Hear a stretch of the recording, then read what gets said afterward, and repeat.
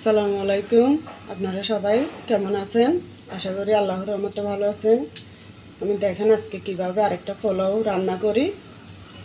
আপনারা পুরোটা দেখুন, স্কিপ করে যাবেন না, নাহলে কিন্তু বুঝতে পারবেন না আমি কিভাবে রান্না করি পোলাওটা। এই যে প্রথমে সয়াবিন তেল দিয়ে দিলাম, এরপরে একটু লবণ দিছি, ওখানে পেঁয়াজটা বেরেস্তা করে নেব। আপনারা দেখুন আমি কিভাবে কি করি। আমি পেঁয়াজটা বেরেস্তা হতে হতে আরেকটা কাজ করে নিই। দেখুন যে আলুগুলো আমি আধা সিদ্ধ করে নিছি, করার পরে এভাবে চামচ দিয়ে একটু ছিদ্র করে নেব চারপাশে। এভাবে করে সবগুলো করে নেব। পেঁয়াজ বেরেস্তা একটু চিনি দিয়ে দেব, আধা চামচ ঘি দিয়ে দেব,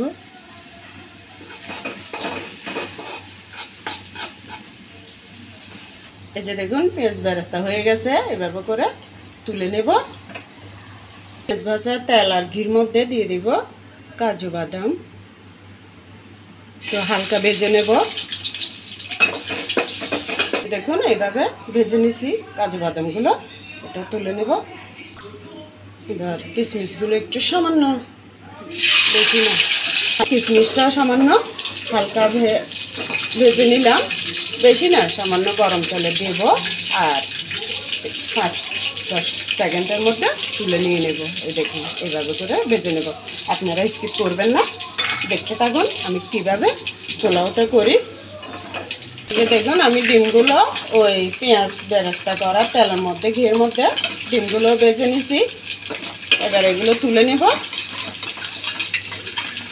এবার ডিমগুলো তোলার পর আমি এখান থেকে একটু তেল আর ঘি মিশানো এগুলো একটু আলাদা করে ফেলবো। দিয়ে দেব আধা সিদ্ধ করা রাখা আলুগুলো। আপনারা দেখুন এখানে আরও কিছু মশলা দিব একটু একটু। পুরো এই আলুটার মধ্যে সামান্য এতটুকু রসুন বাটা দিয়ে দেব, এরপর আদা বাটা একদম সামান্য পরিমাণ করে দেব। এতে সামান্য পরিমাণে জিরা টালার পর ব্লেন্ডারে গুঁড়ি করে নিচ্ছি, এটা সামান্য পরিমাণে দেবো, বেশি না। দেখুন কাছের থেকেও দেখাচ্ছি, দূরের থেকেও দেখাচ্ছি, যাতে বুঝতে পারেন। আলুটার মধ্যে আদা রসুন আর জিরা দিয়ে হালকা এটা ভেজে নেব। একটু লবণও দিয়ে দেব, একটু লবণ দিলাম, এই যে সামান্য একটু কাঁচামরিচ কুচি দিয়ে দেব আলুটার মধ্যে যেন একটু ঝাল ঝাল হয়। এই যে দেখুন এটা ভাজা ভাজা হয়ে গেছে। এভাবে করে তুলে নিলাম। কাঁচামরিচটা দিছি একটু আলুর মধ্যে ঝাল ঝাল হওয়ার জন্য, ভিতরে যাতে ঝাল গ্যারানটা যায়, এই জন্য এখন আমি এগুলো তুলে ফেলি। এবার আলু ভাজার পর দিয়ে দিলাম ওই তেলের মধ্যে আগে তুলে রাখছি, যে ওখান থেকে আরেকটু দিয়ে গাজরগুলো একটু ভাজা করে নেব। দেখুন এটাও একটু হালকা 2-1 মিনিট ভাজা করার পরে এখন তুলে নেব।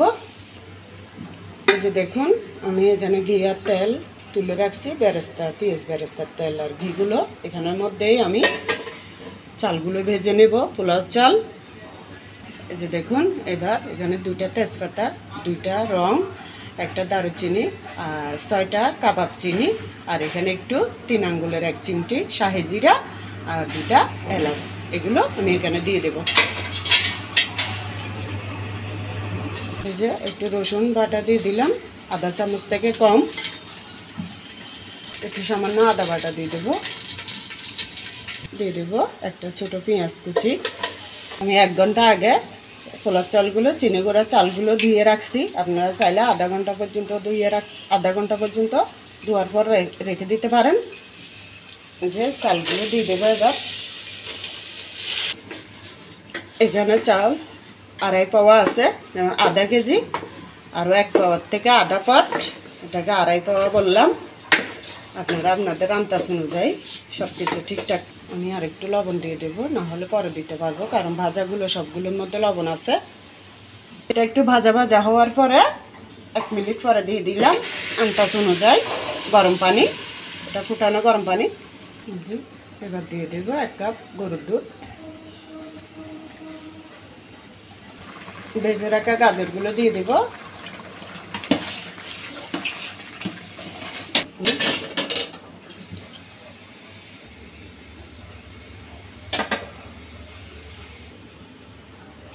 এবার ডিমগুলো বসায় দেব।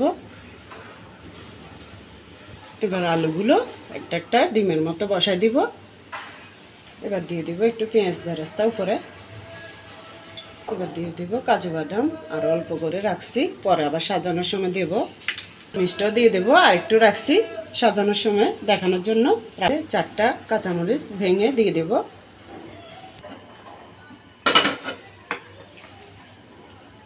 যে দেখুন, এটা 15 মিনিট 20 মিনিট পর্যন্ত আমি এভাবে দমে রাখছি। এবার উল্টে পাল্টে নাড়ে দিয়ে একটু এটা ডিম আর আলু দিয়ে একটা পোলাও করলাম। আপনাদের যদি ভালো লাগে তাহলে করে দেখবেন, আশা করি অনেক ভালো লাগবে। 2.5 পাওয়া চালে দেখুন কতগুলো হয়েছে। যে দেখুন, আমার ডিম আলু দিয়ে পোলাও রান্না হয়ে গেছে। সবগুলো লবণ টবণ ঠিকঠাক আছে। এখন একটু পরিবেশন করে আপনাদেরকে দেখাবো। এই যে দেখুন, আমাদের ডিম আর আলু দিয়ে পোলাও করা হয়ে গেছে। আর এখানে আজকে আপনাদেরকে একটু দেখাচ্ছি, রাত্রের খাবারের জন্য একটু সালাদ করলাম। এখানে কালকে শবে বরাতের কোরমা করছিলাম, ওই কোরমার রেসিপিটা আপনাদের জন্য আমি ভিডিও করে ছাড়ছি। আমার চ্যানেলে যাই, যদি দেখতে ইচ্ছা করে দেখে নেবেন।